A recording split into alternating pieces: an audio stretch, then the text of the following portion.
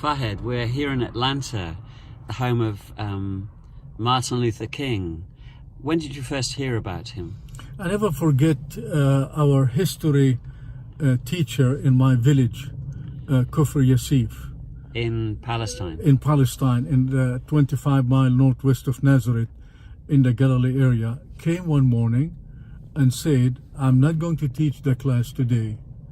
I want to tell you the story of a Baptist minister in the United States of America, and said this is the name Martin Luther King, why he is present, and the way he is struggling to liberate the black people in the United States of America. And after he told us and he finished, I realized that MLK, faith in God and in Jesus Christ, made more sense to me as a Palestinian Christian in the Galilee area than anything around me. That fellow had a strong faith, but at the same struggle for his people. So I never forget when he finished the story, we said to the teacher, let's go to our mayor and ask her to send a letter to President Kennedy to release him from prison. So that act of a whole class going to the mayor and requesting a letter to go to the United States, to the President of the United States, is still in my mind.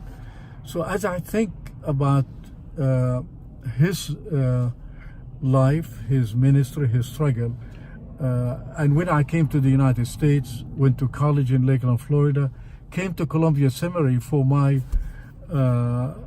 Master of Divinity degree, and then began the ministry with international students in Atlanta through First Presbyterian Church, St. Martin Episcopal, and St. James United Methodist, Ebenezer Baptist.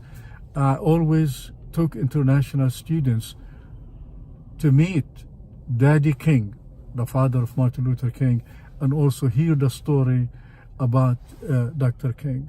At this point in history, we really need to remember that the teaching of nonviolence is a key to the success of the civil and human rights movement under Martin Luther King.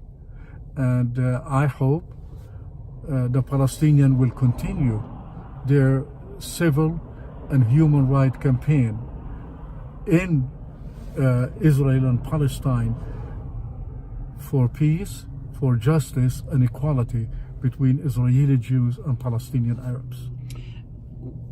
What are some of the practical ways people can participate in this work of non-violence? We hear a lot about the criminalization of BDS. Is that because the Zionists see BDS as a dangerous thing from their point of view? Not only that, Mubarak Awad, to me, is a champion of teaching people non-violence. And after he started going from village to village to teach the importance of non-violence, the state of Israel deported him. Remember, he is born in Jerusalem, now an American citizen, deported him because his teaching of non-violence was a threat to the security of the state of Israel. BDS is the #1 non-violent way to say to Israeli Jews and Palestinian Arabs, you need to coexist as equals. And it's very dangerous. In the United States and in Israel, we are a militarized society. Non-violence threatens us. And so Martin Luther King's legacy is one of hope. Transformation has occurred, is occurring for blacks, particularly here in the States, and your hope and prayer is that will happen in Palestine imagine too. Whatever is happening in Gaza, the Palestinians in Gaza, every Friday for the last year, are demonstrating in Gaza in a non-violent way. And still, my American media teaches the people that the Palestinians in Gaza attacking Israel. And I wanted to know in what way How can we open the minds of Americans that really these Palestinians have been killed by a sniper from Israel in Gaza proper? It's just like an American on the border of Canada and a Canadian killing an American in the United States of the United States of America. The Palestinians are demonstrating in a non-violent way to say we want peace, we need freedom, we need justice, we want to be equal.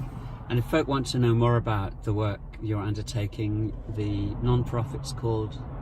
The non-profit is called Joining Hand for Justice in Palestine and Israel, and our website is www.jhjplikepauli.com, or they can go to the Presbyterian National Organization, that is www.theiplikepaullmn.org.